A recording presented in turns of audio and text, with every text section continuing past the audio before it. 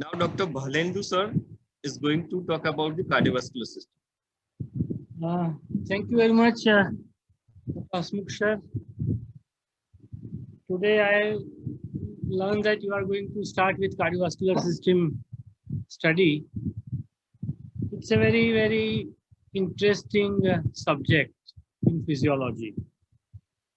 And it is not only important for physiology, but I can say that it is a foundation for understanding the entire physiology, pathophysiology, pharmacology, and clinical medicine. Students, this is one of the systems where the transition between physiology to pathophysiology and pathophysiology to disease is so subtle, so in a way gradual, in small pieces or small stages, that one who has a very good knowledge of the basic physiology, he will be able to understand all subsequent stages. It is not so in other systems. The progression from a normal condition to abnormal condition is very, very subtle in this system. And when you are connect with examination, clinical examination, with laboratory reports, with other diagnostic tests, they really enjoy study of the system. So I will give you a small example. Let us say pulse rate. Now we know that normal pulse rate is between 60 to 90. Now if it becomes 100 or 110, it can be because of physiological conditions. It can be because of pathological conditions. Anemia, thyrotoxicosis, exercise, heart failure. So through an understanding about pulse rate only, let us not, keep aside the other components of pulse, pulse wave, pulse rhythm, volume, tension, examination of the pulse. Even if we keep that away, a simple, careful observation of pulse rate, one can get an insight. In so many surgical conditions, even by palpation of pulse, a surgeon or a gynecologist will say, oh, there is something abnormal, and that needs to be addressed. In case of medicine, the variations in pulse are diverse. They are all physiological, pathophysiological factors. But in surgical condition, if there is tachycardia, it means that there has to be some bleeding somewhere, obstruction somewhere, peritonitis, like that. And even before that, I hope I'm audible, right? So even before that, say there is a variation called sinus arrhythmia. That towards the end of the inspiration, the pulse rate rises, and towards the end of the expiration, pulse rate falls because of changing in the rate or sympathetic and parasympathetic tones. Now, to tell you a small important point, that suppose somebody has, even before tachycardia occurs, his sinus arrhythmia will disappear. So if you are carefully observing the pulse rate or QRS complexes on a monitor, if you find that the sinus arrhythmia has disappeared, then you must know that this is a very early sign that now there could be something else. So one of the important thing for a medical student to develop is the ability to observe. That fine sense of observation, it is the cardiovascular system which provides you the opportunity to observe. I'm told that you will have practicals on pulse, temperature, respiration, and of course all the systemic examination. So dear students, I wish that you start examining your own pulse, your own blood pressure, you start auscultating your heart sounds, and what you learn from examining a normal clinical factors or clinical signs, it will be helpful to you throughout your life.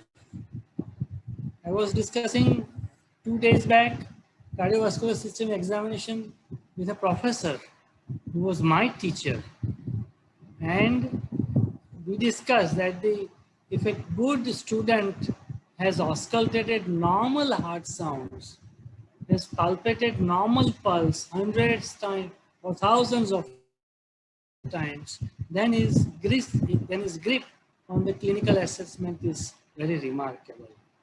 In fact, in our department of physiology, we are moving further. We have autonomic function testing laboratory. We have heart rate variability laboratory and its researches. So I think you have got a great opportunity, which may not be there in many of the areas. But if you take a keen interest on cardiovascular system physiology, then it opens your door to further enhancing your depth of knowledge. And you can easily connect it with so many disorders and diseases. Second is I'll talk about hypertension or blood pressure. Now we know that 120 by 80 is a normal blood pressure. 140 by 90 or more is hypertension. Now the transition between 120 to 140 or 120 to 170, it's a combination of various factors. Usually when a person is a child, his cardiac output is high, his peripheral resistance is less. When he becomes an old person of 80 or 90 years, his cardiac output is less, his peripheral resistance is more, and the product is high.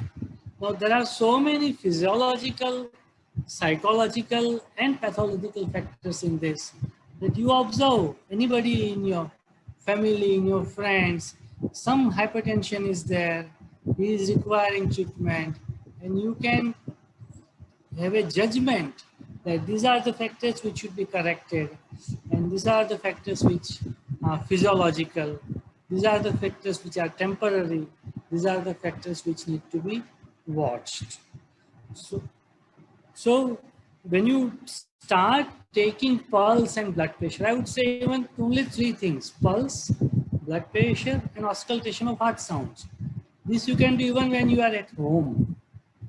When your classes start, you will of course be taught very systematically. But if you start doing these small clinical examinations, then you will develop an insight into it. After all, that is the beauty of medicine, that is the art of medicine.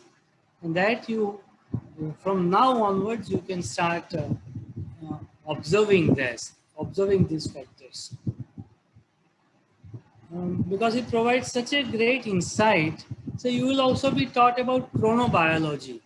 Say during the 24-hour cycle, it is at 3 a.m. or 6 a.m. in the morning that most of the heart attacks takes place. So why it happens? What can be done to prevent it?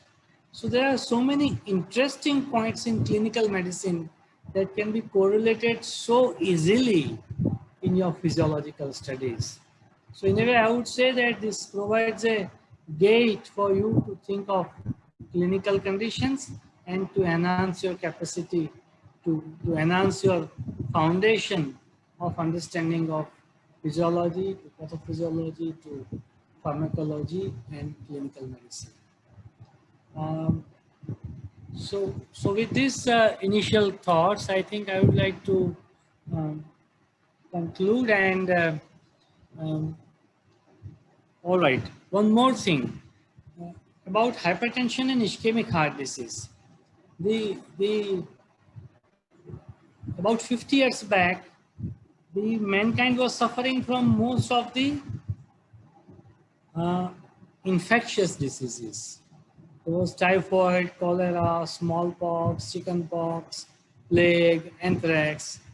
Now, because of environmental sanitation, the infectious diseases are less. But now we have got a non-infectious or non-communicable disease epidemic.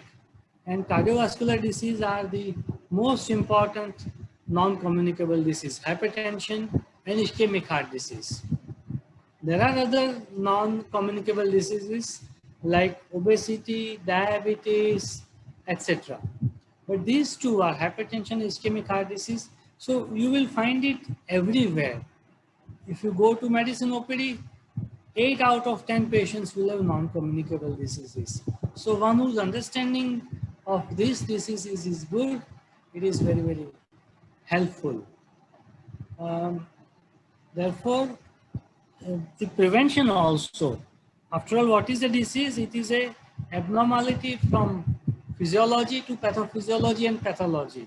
So if you have lifestyle measures, if your weight is normal, if your exercise is good, if your stress is less, if you are smiling a lot, if your sleep is good, if your salt is less, then all the anti-stress hormones will be good and progression from physiology to pathophysiology will be reduced. Now we see stress at even among students. So it is very necessary to inculcate healthy lifestyles for prevention. Because once a disease sets in, it is difficult, but there are always opportunities available to do one's own interventions to bring control or prevent the diseases.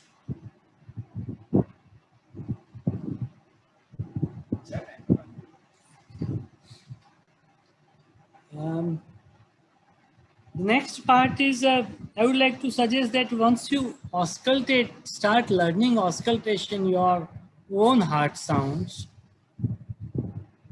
which is very, very fascinating, I would say. Then you search to the websites, and there are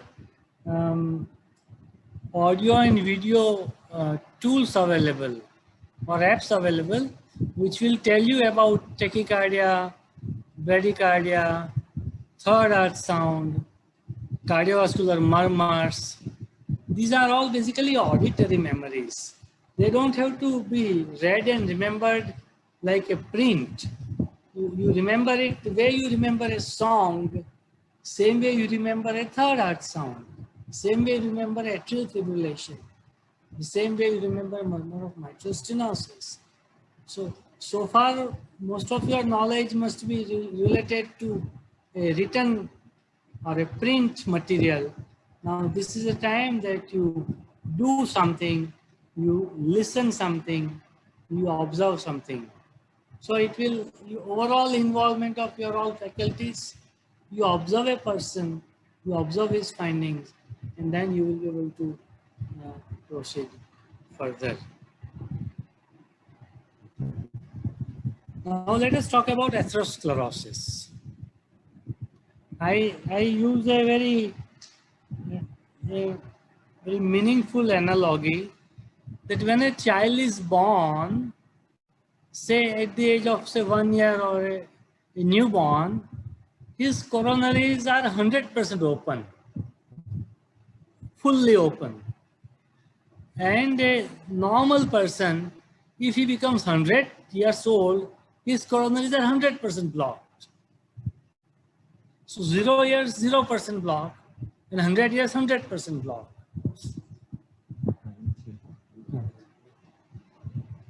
So now there are some, you see, there are some brave people. No, they say, no, we do not want 100% at the age of 100 years.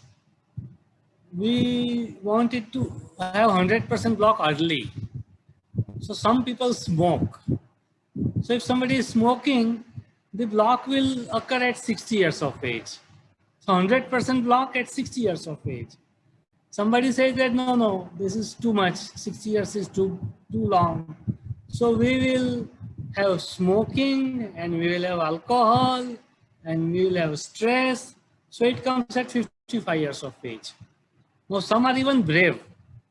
No, when you select a tour package,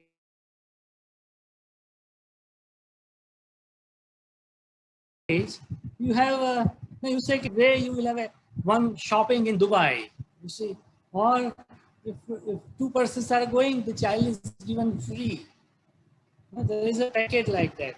So if you want to make the block early, normal block is at 100 years, then you smoke, then you take alcohol, then you become obese, then you have diabetes, then you have a stressful life, then you have a positive family history, then you are angry, then you don't meditate. So all this, they will give you greater output. I mean, at 50 years of age, your coronaries will be 100% blocked. Listen what I am trying to say, understand that if a person has a healthy lifestyle, he will live a normal life. If his lifestyle is not healthy, if he cannot manage stress, then his life will be abnormal. And the stress starts right from the age of 15 or 20 or 25 or 30.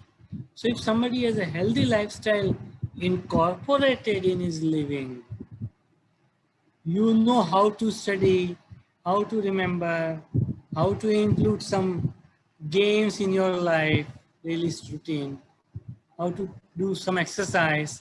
These are all healthy lifestyle. These are all basically primary prevention of coronary artery disease. Primary prevention of coronary artery disease starts from physiological interventions. Secondary prevention of coronary artery disease starts from pharmacological interventions. Tertiary prevention starts from surgical interventions. So yours is the age where you can think about primary prevention and incorporate the same. And the science is now learning that it's not only cholesterol in your diet, it's how much happy you are, how much grateful you are, how much prayer that you make, how much you are connected with it, with your higher self. That is more important. So a state of happiness, a state of gratitude, you will learn in physiology that these are the factors which are anti-stress. They are not pathological things. They are physiological things, very much physiological. Whatever that you are all anti-stress measures નો સરવાળો કરવો અને stress measures ની બાદબાકી કરવી. If you learn right now, you see if there is any family member in your family who has got a disease, you work on them. You develop some interventions, some tips. It will be a great help to your family and great help to your learning. Because a great clinician doesn't develop because he knows an angioplasty or bypass surgery. A good physician or a great physician is one who is grasp on physiological component is more. He can manage his patients better, and therefore it is important start reading about common cardiovascular diseases from time to time. They don't go in much detail, but correlate it with physiological variations. Then your depth of knowledge will increase. So some reading of diseases, even more than that, depth of your physiological understanding, your depth of your fine clinical, basic clinical observations, that will be very helpful. And I think that so long as your actual classroom teaching doesn't start, so long as you are at your homes, there is a great opportunity to learn these things. I was told that you had a lecture on respiratory system.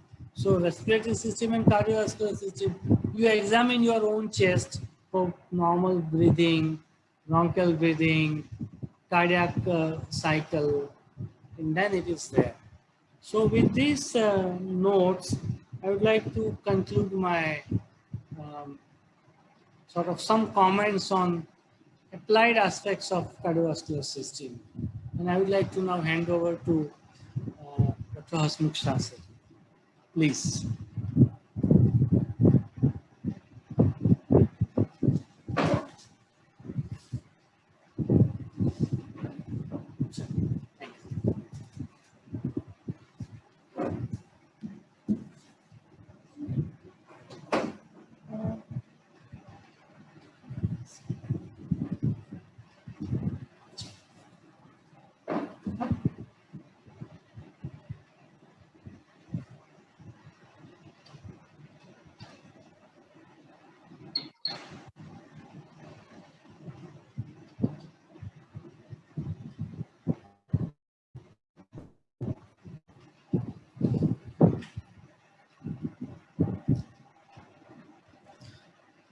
Good morning to all of you.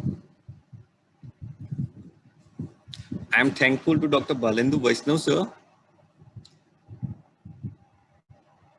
for giving us latest knowledge of cardiovascular system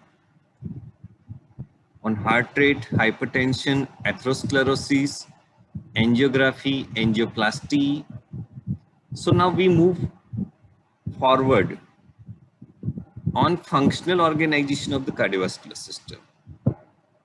So these are the learning objectives of cardiovascular system. The first one is the functional anatomy of the heart, functions of the cardiovascular system, and cardiovascular disease. We're not going in detail anatomy. So but I think all of you are aware about what is cardiovascular system. So what is cardio and what is vascular? Cardiovascular. You can write in chat room.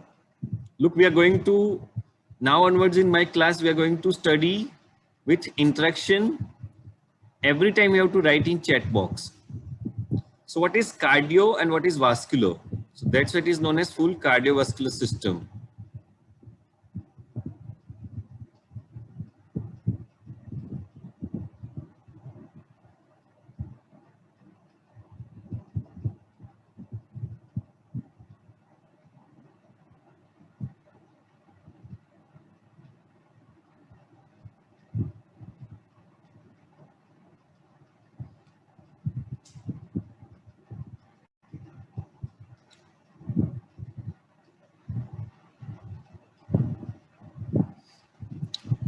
Few answers are coming. So cardiovascular system, cardio means heart, vascular means blood vessels. So that's why it is known as the cardiovascular system. So your main function of this cardiovascular system, again we divide in two components. Here heart acts as a pump. Heart is going to pump the blood, and with the help of vessels, it is going to be supplied to almost all organs of the body or tissues of the body. So here heart as a pump and vessel as a channel, carrying channel of the blood. So this is the full functions of the cardiovascular system. So why we need blood? So what is the main function of blood? What is the main function of blood?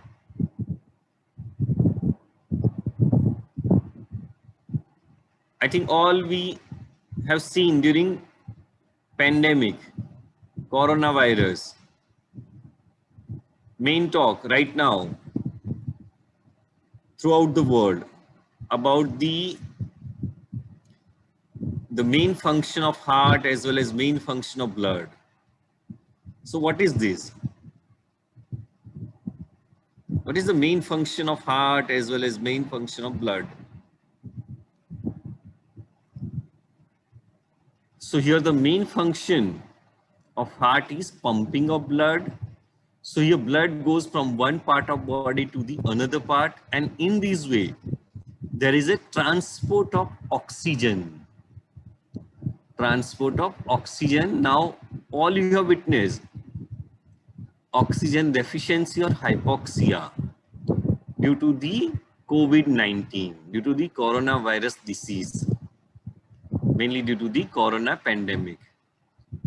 So here, look here in diagram, heart is shown and it is attached with the vascular system, or it is attached with the vessels.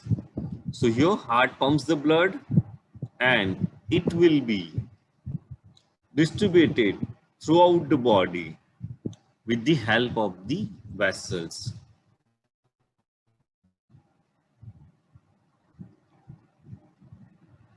This function was studied by the scientist William Harvey. So William Harvey is known as the physiology. So this is he is known as the father of the modern physiology.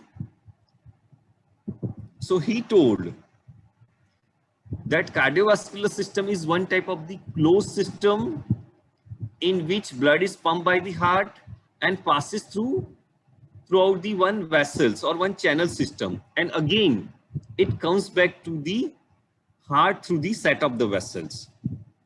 So for this discovery, William Harvey was awarded to the Nobel Prize along with his co-authors Andre F. Conrads, Horsman, and V. Richards. So here they were given Nobel Prize for the heart catheterization and pathological changes in the circulatory system. So here, as per the William Harvey, our blood circulates unidirectionally. So here blood circulates unidirectionally mainly due to the presence of the valves.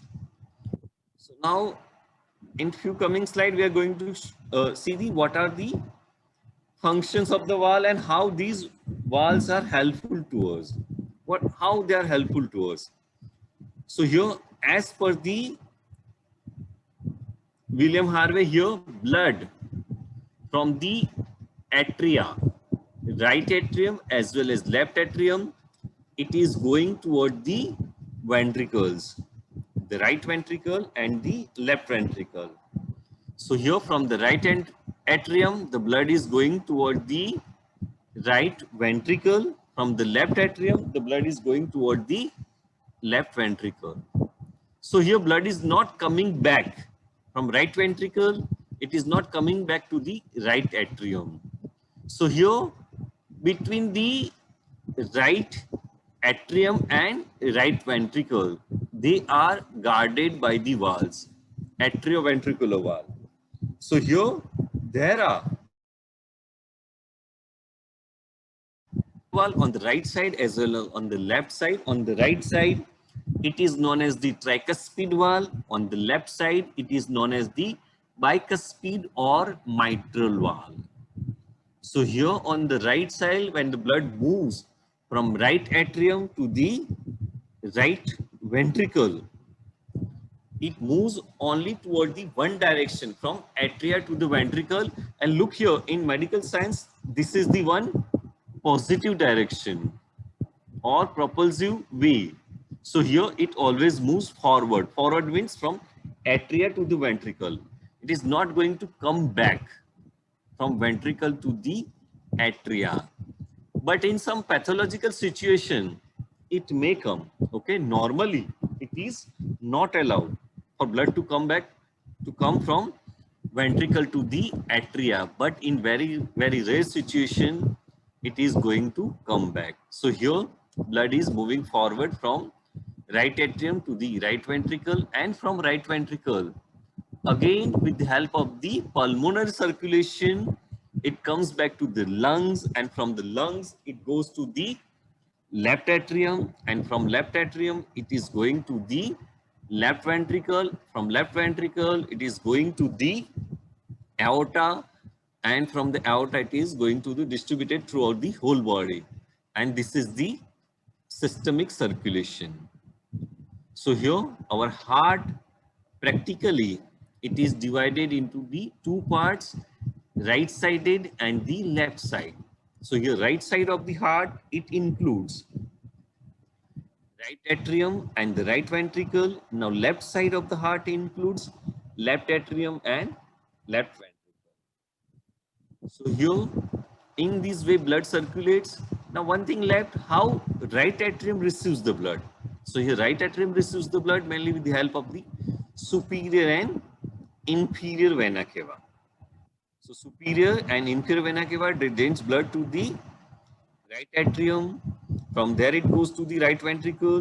With the help of the pulmonary trunk, it goes to the lungs, and from the lungs, here, with the help of the pulmonary veins, it goes to the left atrium, from left atrium, again left ventricle, and into the aorta. So here, there are two circulatory system are divided into the two parts, systemic circulation and the pulmonary circulation. This was taught to you during anatomy, during embryology, Praveen Singh sir. And here in this system, in systemic circulation, they work against the high pressure as compared to the pulmonary system. Your pulmonary system, they works with the low pressure. But main thing, from the right ventricle as well as from the left ventricle, equal amount of blood is coming out. So here from the right side as well as from the left side, equal amount, always 5 liters of blood is coming out, and this is mainly due to the inherent properties of the cardiac muscle. And these inherent properties of cardiac muscle, it was demonstrated by the Frank Starling. And this mechanism is known as the Frank-Starling mechanism or Frank-Starling law.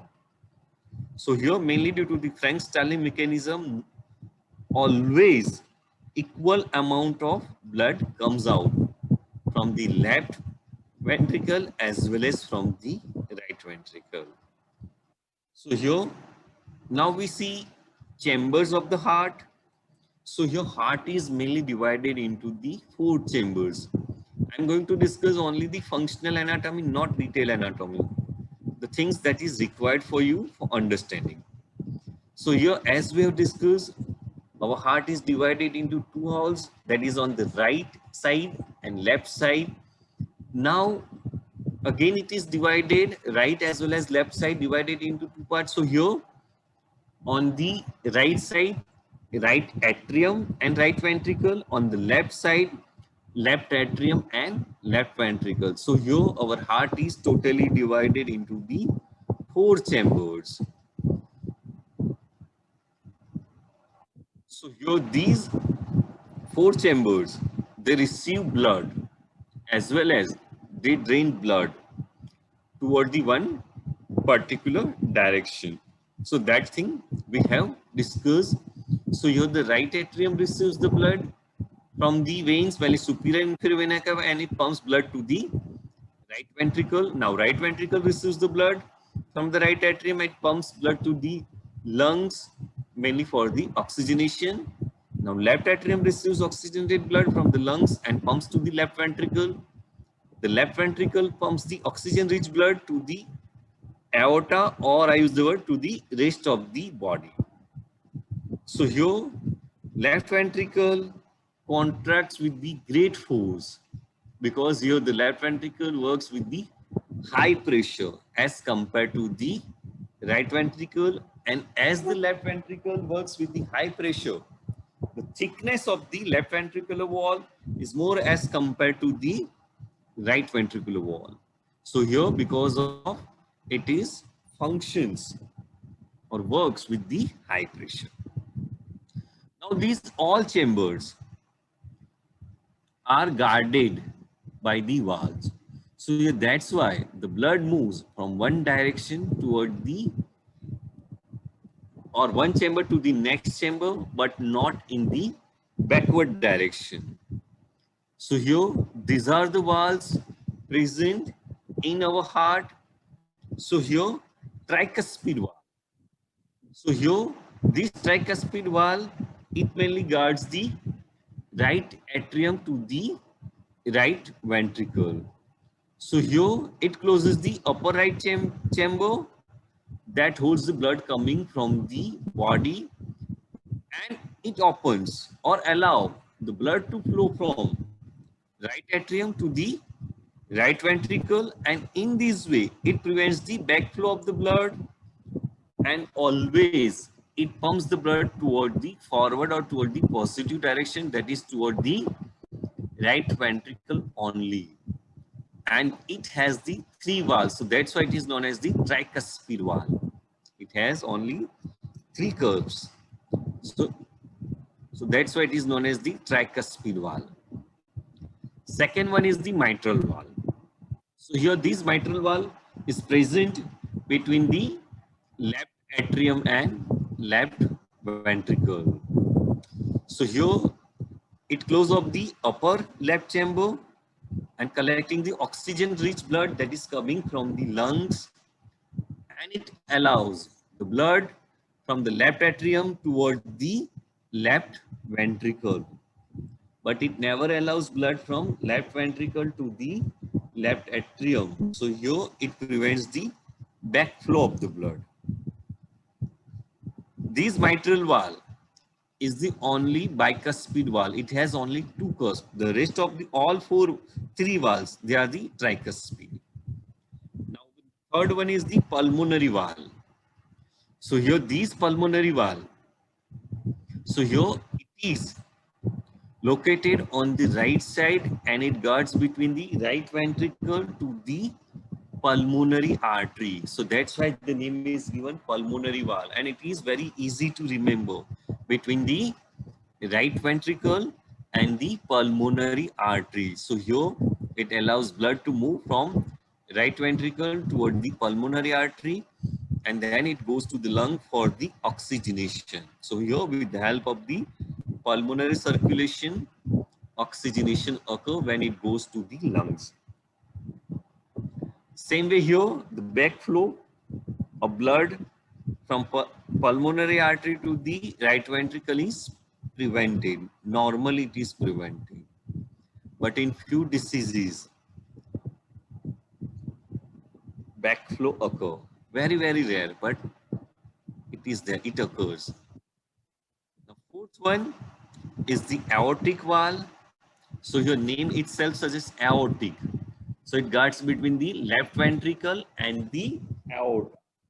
So that's why name is given aortic valve, and it allows blood to flow from left ventricle toward the aorta. At the same time, it prevents the backflow of blood from aorta to the left ventricle. And here the left ventricle wall is thick because it works against the high pressure, and it pumps the blood with the great force from left ventricle to the aorta. Because here in the aorta is also pressure is high. There is only minimal pressure difference is seen between the left ventricle and aorta. We'll see this pressure difference during the cardiac cycle.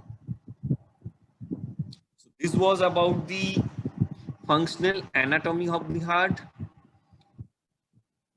Now, before we move forwards, we'll see the functions of the cardiovascular system. So here, the main function of the cardiovascular system is distribution of the nutrients. Here in nutrients, mainly the oxygen to the all body cells. Oxygen to the all body cells.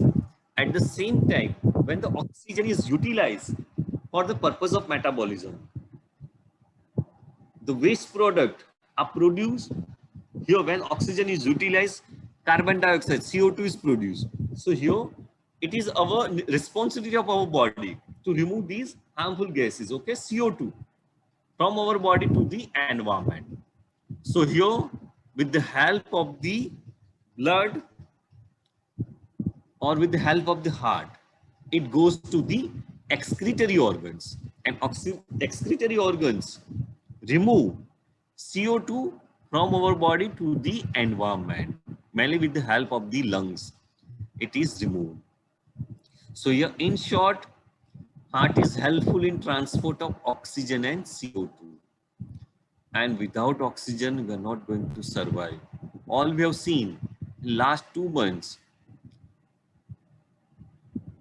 during Corona pandemic, in COVID-19 disease, hypoxia is main feature and responsible for the death. So their main feature: fever, cough, cold, headache, body ache, malaise. So these are the features. But if patient later on develops the hypoxia, the low level of oxygen, so we have to manage it properly with proper care. If not managed, Two. Get up. and there are chances of Apa kami? adverse event. Kunci.